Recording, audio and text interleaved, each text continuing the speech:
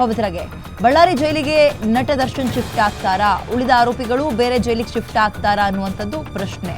ಜೈಲು shift ಬಗ್ಗೆ ಕೆಲವೇ ಕ್ಷಣಗಳಲ್ಲಿ ಆದೇಶ ಪ್ರಕಟ ಆಗುತ್ತೆ.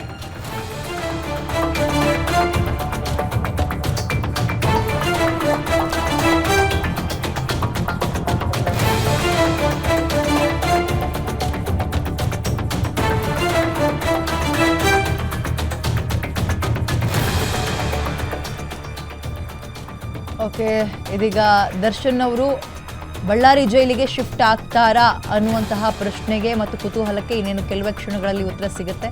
ಜೈಲಲ್ಲಿ ದರ್ಶನ್ಗೆ ಒಂದೇ ಬೆಡ್ ಒಂದೇ ದಿಂಬನ್ನ ಜೈಲಾಧಿಕಾರಿಗಳು ಕೊಟ್ಟಿದ್ದಾರೆ. ಮ್ಯಾನ್ಯುಯಲ್ನಲ್ಲಿ ಇದ್ರೂ ಅಗತ್ಯ ಸೌಲಭ್ಯವನ್ನು ಕೊಡ್ತಾ ಇಲ್ಲ ಅಂತ ಅವರ ಪರ ವಕೀಲರು ವಾದವನ್ನ ಮಾಡ್ತಾ ಇದ್ರು. 2 ಬೆಡ್ 2 ದಿಂಬ್ ಕೊಡಬೇಕು, ಬೇರೆ ಬೇರೆ ಆರೋಪಿಗಳಿಗೆ ಏನು ಫೆಸಿಲಿಟೀಸ್ ಕೊಡ್ತೀರಿ ಅದನ್ನಾದ್ರೂ ಕೊಡಿ, ಆ ಸೌಲಭ್ಯವೂ ಇಲ್ಲ ನನ್ನ ಕಕ್ಷಿದಾರನಿಗೆ ಅನ್ನುವಂತಹ ವಿಚಾರ ಪ್ರಸ್ತಾಪ. ಮತ್ತೊಂದು ಕಡೆ ಬಳ್ಳಾರಿ ಜೈಲಿಗೆ ಸಂಬಂಧಪಟ್ಟಂತೆ ಬಳ್ಳಾರಿಗೆಲ್ಲಾದರೂ ಶಿಫ್ಟ್ ಮಾಡಿಬಿಟ್ರೆ ಈ ಪ್ರಕರಣದಲ್ಲಿ ದರ್ಶನ್ ಏನಿದ್ದಾರೆ ಆರೋಪಿ, ಇವರ ತಾಯಿಗೆ ವಯಸ್ಸಾಗಿದೆ, ಆರೋಗ್ಯ ಸರಿ ಇಲ್ಲ, ಹಾಗಾಗಿ ಬಳ್ಳಾರಿಗೆ ಶಿಫ್ಟ್ ಮಾಡಿದ್ರೆ ಮಗನನ್ನು ನೋಡೋಕೆ ಇಲ್ಲಿಂದ ಅಲ್ಲಿಗೆ ಓಡಾಡಲಿಕ್ಕೆ ಸಮಸ್ಯೆ ಆಗ್ತದೆ, ವಕೀಲರಿಗೂ ಕೂಡ ಸಮಸ್ಯೆ ಆಗುತ್ತೆ ಓಡಾಡಲಿಕ್ಕೆ. ಹಾಗಾಗಿ ಇದನ್ನ ಪರಿಗಣನೆಗೆ ತಗೊಂಡು ಇಲ್ಲೇ ಇರೋಕ್ಕೆ ಅವಕಾಶ ಮತ್ತು ಫೆಸಿಲಿಟೀಸ್ನ ತೀರಾ ಹೈಫೈ ಫೆಸಿಲಿಟೀಸ್ ಬೇಡ, ಮಲ್ಕೊಳ್ಳೋಕೆ 2 ಚಾಪೆ, 1 ಚಾಪೆ 2 ದಿಂಬಾದರೂ ಒದಗಿಸ್ಕೊಡ್ಬೇಕು, ಅದು ಕೂಡ ಸಿಗ್ತಾ ಇಲ್ಲ ಅನ್ನುವ ವಿಚಾರವನ್ನು ಪ್ರಸ್ತಾಪ ಮಾಡಿದರು. ಅದನ್ನು ಇವತ್ತಿಗೆ ಮುಂದೂಡಿಕೆ ಮಾಡಿದರು. ಇನ್ನೇನು ಕೆಲವೇ ಕ್ಷಣಗಳಲ್ಲಿ ಅದರ ವಿಚಾರಣೆ ಕೂಡ ಆಗತ್ತೆ.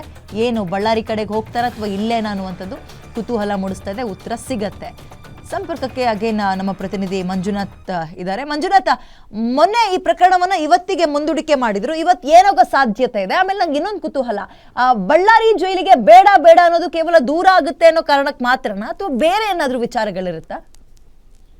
ಇಲ್ಲಿ ದರ್ಶನ್ ಮತ್ತೆ ಆತನ ಜೊತೆ ಈ ಕೊಲೆ ಪ್ರಕರಣದಲ್ಲಿ ಭಾಗಿಯಾಗಿದ್ದಂತ ಮತ್ತೆ 4 ಆರೋಪಿಗಳು, ಜಗದೀಶ್, ಪ್ರದೇಶ್ ಮತ್ತೆ ಬೇರೆ ಏನೇನು 4 ದರ್ಶನ್ ಸೇರಿದಂತ 5 ಜನರನ್ನ ಬಳ್ಳಾರಿ ಜೈಲು ಮತ್ತೆ ಬೇರೆ ಬೇರೆ ಜೈಲಿಗೆ, ಗುಲ್ಬರ್ಗಾ ಜೈಲು, ಧಾರವಾಡ ಜೈಲಿಗೆ ಶಿಫ್ಟ್ ಮಾಡ್ಬೇಕು ಅನ್ನೋ ನಿಟ್ಟಿನಲ್ಲಿ ಜೈಲು ಅಧಿಕಾರಿಗಳು ಮನವಿಯನ್ನ ಮಾಡಿರ್ತಕ್ಕಂಥದ್ದು. ಇಲ್ಲಿ ಗಮನಿಸೋದಾದ್ರೆ, ಮೊದಲಿಗೆ ಆಡಳಿತಾತ್ಮಕವಾಗಿ ಕೆಲವೊಂದು ಸಮಸ್ಯೆಗಳು ಎದುರಾಗ್ತಾ ಇತ್ತು ಬೆಂಗಳೂರು ಜೈಲಿನಲ್ಲಿ. ಜೊತೆಗೆ ರೌಡಿಗಳ ನಂಟು ಸಹ ಜೈಲಿನಲ್ಲಿ ದರ್ಶನ್ ಬೆಳೆಸಿದ್ದ. ಇವೆಲ್ಲವನ್ನ ನೋಡಿದಂತ ಸಂದರ್ಭದಲ್ಲಿ ಜೈಲು ಅಧಿಕಾರಿಗಳಿಗೆ ಒಂದು ರೀತಿಯಾಗಿ ಈ ಆರೋಪಿಗಳನ್ನ ಮೇಂಟೈನ್ ಮಾಡೋದು ಪರಪ್ಪನಗರ ಜೈಲಿನಲ್ಲಿ ಕಷ್ಟ ಆಗಿತ್ತು. ಅದರ ಜೊತೆಗೆ ಆತನಿಗೆ ಬೇಕಾದಂತ ಕೆಲವೊಂದು ಸೌಕರ್ಯಗಳನ್ನ ಬೆಂಗಳೂರು ಜೈಲಿನಲ್ಲಿ ಇರ್ತಕ್ಕಂಥ ಜೈಲು ಅಧಿಕಾರಿಗಳು ಸಹ ಒದಗಿಸ್ತಾ ಇದ್ರು. ಹಾಗಾಗಿ ಆಡಳಿತಾತ್ಮಕವಾಗಿ ಕೆಲವೊಂದು ಸಮಸ್ಯೆಗಳು ಎದುರಾಗಿತ್ತು ಅನ್ನೋ ಕಾರಣಕ್ಕಾಗಿ ಜೈಲು ಅಧಿಕಾರಿಗಳು ಈ ಹಿಂದೆ ದರ್ಶನ್ ಅವರನ್ನ ಬಳ್ಳಾರಿ ಜೈಲಿಗೆ ಶಿಫ್ಟ್ ಮಾಡಬೇಕಂತ ಒಂದು ಮನವಿಯನ್ನ ಮಾಡಿದ್ರು. ಅದಕ್ಕೆ ಪುರಸ್ಕರಿಸಿ ಅವರನ್ನ ಸ್ಥಳಾಂತರ ಸಹ ಮಾಡಲಾಗಿತ್ತು. ನಾವು ಇಲ್ಲಿ ಹೈಕೋರ್ಟ್ ನಲ್ಲಿ ಜಾಮೀನು ಸಿಗೋದಕ್ಕಿಂತ ಮುಂಚಿತವಾಗಿ ದರ್ಶನ್ ಬಳ್ಳಾರಿ ಜೈಲಿನಲ್ಲೇ ಸಹ ಇದ್ದ. ಬೇರೆ ಆರೋಪಿಗಳನ್ನು ಸಹ ಧಾರವಾಡ ಜೈಲು ಮತ್ತೆ ಗುಲ್ಬರ್ಗಾ ಜೈಲಿಗೆ ಸ್ಥಳಾಂತರ ಮಾಡಲಾಗಿತ್ತು. ಇಲ್ಲಿ ಮತ್ತೆ ಸುಪ್ರೀಂ ಕೋರ್ಟ್ ನಲ್ಲಿ ಜಾಮೀನು ಏನು ನೀಡಿರ್ತಕ್ಕಂಥದ್ದು ಸರಿ ಅಲ್ಲ, ಮತ್ತೆ ಅವರನ್ನ ಬಂಧನಕ್ಕೊಳಪಡಿಸಬೇಕು ಅಂತಕ್ಕಂಥ ಆದೇಶ ಬಂದ ಕೂಡಲೇ ಪೊಲೀಸರು ಅವರನ್ನ ಬಂಧಿಸಿ ಬೆಂಗಳೂರು ಜೈಲಿನಲ್ಲಿ ಇಟ್ಟಿದ್ದಾರೆ.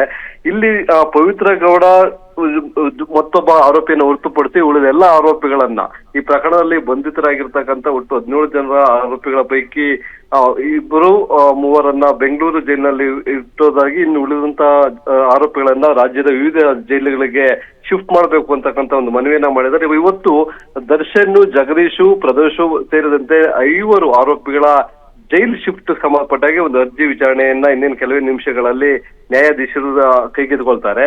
ಇಲ್ಲಿ ಅವರನ್ನ ಗಮನಿಸಬಹುದಾಗಿರ್ತಕ್ಕಂಥದ್ದು, ಒಂದು, ಬೆಂಗಳೂರಿನಲ್ಲಿ ದರ್ಶನ್ ಜೈಲಿನಲ್ಲಿದ್ರೆ ಆತನ ಯಾರ್ಯಾರನ್ನ ಸಂಪರ್ಕ ಮಾಡಬಹುದು, ಸಂಪರ್ಕ ಮಾಡೋದಕ್ಕೆ ಬೇಕಾದಂತ ವ್ಯವಸ್ಥೆಯನ್ನ ಜೈಲಿನ ಒಳಗಡೆ ಇರ್ತಕ್ಕಂಥ ಕೆಲವು ರೌಡಿಗಳೇನಿದ್ದಾರೆ ಅವರು ನೋಡ್ಕೊಳ್ತಾ ಇದ್ದಾರೆ ಅಂತಕ್ಕಂಥ ಒಂದು ಆರೋಪ ಇತ್ತು. ಅದಕ್ಕೆ ಹಿಂದೆ ಕೆಲವೊಂದು ಸಾಕ್ಷಿ ಸಮೇತ ಅದು ರುಜುವಾತಾಗಿತ್ತು. ಹಾಗಾಗಿ ಆ ಎಲ್ಲಾ ಅಂಶಗಳನ್ನ ನ್ಯಾಯಾಧೀಶರ ಮುಂದೆ ಇಟ್ಟು ಅವರನ್ನ ಬಳ್ಳಾರಿ ಜೈಲಿಗೆ ಶಿಫ್ಟ್ ಮಾಡಬೇಕು ಅಂತಕ್ಕಂಥ ಒಂದು ತೀರ್ಮಾನವನ್ನ ಮಾಡಿ ಒಂದು ಮನವಿಯನ್ನ ಸಲ್ಲಿಸಿದ್ದಾರೆ. ಬಳ್ಳಾರಿ ಜೈಲಿಗೆ ಏನು ಶಿಫ್ಟ್ ಮಾಡೋದ್ರಿಂದ ಇಲ್ಲಿಂದ ಅಭಿಮಾನಿಗಳು ಹೋಗ್ತಕ್ಕಂಥ ಸಂಖ್ಯೆನೂ ಸಹ ಕಡಿಮೆ ಆಗುತ್ತೆ. ಜೊತೆಗೆ ಆತ ಬೇರೆ ಬೇರೆ ರೌಡಿಗಳ ಜೊತೆ ಸಂಪರ್ಕ ಸಾಧಿಸೋದಕ್ಕೂ ಸಹ ಸಾಧ್ಯವಾಗೋದಿಲ್ಲ. ಹೀಗಾಗಿ ಆತನ ಏನೋ ಒಂದು ಮಾರ್ಗದರ್ಶನದಂತ ಇಲ್ಲಿ ಬೇರೆ ಬೇರೆ ಸಾಕ್ಷಿಗಳ ಮೇಲೆ ರೌಡಿಗಳು ಬೆದರಿಕೆ ಹಾಕೋದಿರ್ಬೋದು ಅಥವಾ ಬೇರೆ ರೀತಿಯಾದಂತ ಒಂದು ಕೃತ್ಯಗಳನ್ನ ಎಸಗೋದು ಇರ್ಬೋದು, ಅದು ಎಲ್ಲದಕ್ಕೂ ಕಡಿವಾಣ ಆಗ್ಬೋದು ಅನ್ನೋ ನಿಟ್ಟಿನಲ್ಲಿ ಜೈಲ್ ಶಿಫ್ಟ್ಗೆ ಒಂದು ಮನವಿಯನ್ನ ಮಾಡಿರ್ತಕ್ಕಂಥದ್ದು ವಿದ್ಯಾ.